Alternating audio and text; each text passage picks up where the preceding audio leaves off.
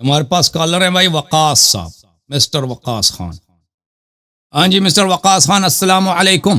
وعلیکم السلام، کیا حال ہے سر؟ خیریت سے؟ اللہ تعالیٰ آپ کو جزائے خیر دے، اللہ تعالیٰ آپ کو عزت دے، حکم کریں بھائی۔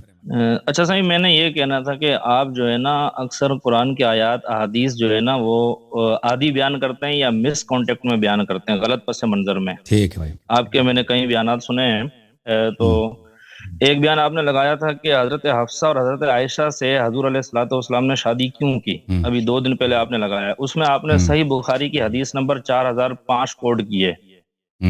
وہ حدیث آپ نے پوری نہیں پڑھی، وہ حدیث آپ کھول کے اس کا ترجمہ کریں عوام کے سامنے۔ وہ حدیث یہ ہے بھائی، آپ کہتے ہیں نا کہ وہ ابو بکر عمر نے اس لیے، دیکھیں ابو بکر عمر مارے پھر رہا تھا نا، یہ تو صحیح ہے، آفر کر رہا تھا اپنی بیٹی کی، میری بیٹی سے شادی کرو۔ اچھا ٹھیک، اور ابو بکر نے اس کو کیا بولا؟ ابو بکر نے اس کو کہا کہ عمر، پہلے عثمان نے کہا میں سوچ کے بتاؤں گا، ٹھیک ہے نا۔ اگر آپ کہتے ہیں کہ ہاں اس کو بڑا کئی دنوں کے بعد اسے کہہ دے کہ میں نے شادی نہیں کرنی، اگر عمر کا یہ ادعا یہ کہ کیونکہ رسول اللہ صلی اللہ علیہ وسلم حفصہ سے شادی کرنا چاہتے تھے اس لیے عثمان نے نہیں مانا، اور اب پھر ابو بکر کے پاس چلا گیا، ابو بکر نے اس کا جواب ہی نہیں دیا بھائی، ٹھیک ہے نا۔ اور عمر کا یہ صفائی پیش کرنا کہ اس لیے کہ پیغمبر صلی اللہ علیہ وسلم میری بیٹی سے شادی کرنا چاہتے تھے اس لیے انہوں نے قبول نہیں کیا، تو وہ یا عثمان اس کو اس طرح ذلیل نہ کرتے نا، ابو بکر اس کو کہہ دیتے بھائی پیغمبر صلی اللہ علیہ وسلم آپ کی بیٹی سے شادی کرنا چاہتے ہیں، آپ کیوں مارے پھر رہے ہیں اپنی بیٹی کا، اس سے آفر کرو، اس سے آفر کرو۔ تو ہمیں بھائی صاحب اجازت دیں، آپ نے آدھی حدیث پڑھی تھی، آپ پوری حدیث کا ہم ترجمہ وہ کریں۔ اس کے جو سچ والا حصہ اس سے اگری کرتے ہیں، جھوٹ والے حصے سے اگری نہیں کرتے، اس کی جھوٹ کی دلیل کیا ہے اب بھائی صاحب؟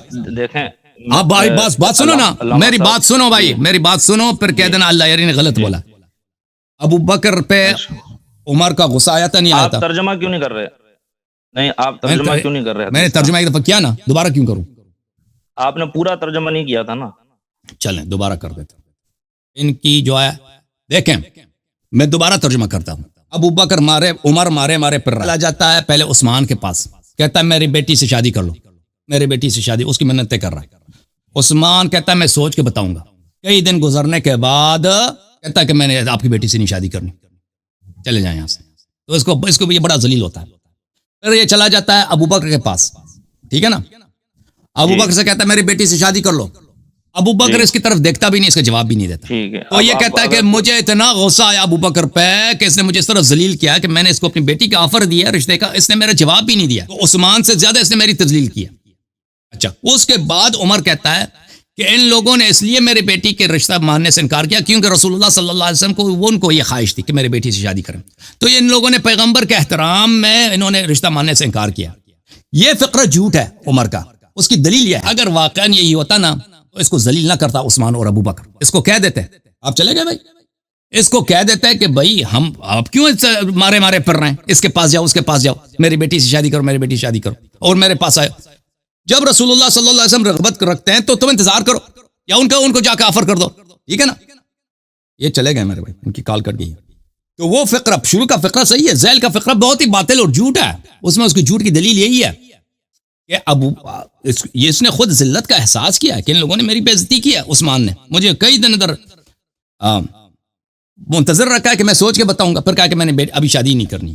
اگر یہ سچ ہوتا نا کہ عثمان کو پتہ ہے کہ رسول اللہ صلی اللہ علیہ وسلم راغب ہیں حفصہ سے شادی کرنا، تو اسی وقت بتا دیتے بھائی، اور جھوٹ نہ کہتے کہ میں نے ابھی شادی نہیں کرنی ہے، کہہ دیتے بھائی وہ میں اس لیے شادی نہیں کر رہا کہ پیغمبر صلی اللہ علیہ وسلم تیری بیٹی سے شادی کرنے والے۔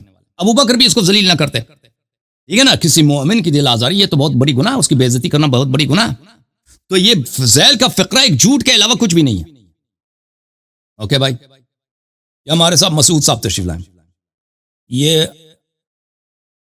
مسعود صاحب کو لے کے آتے ہیں۔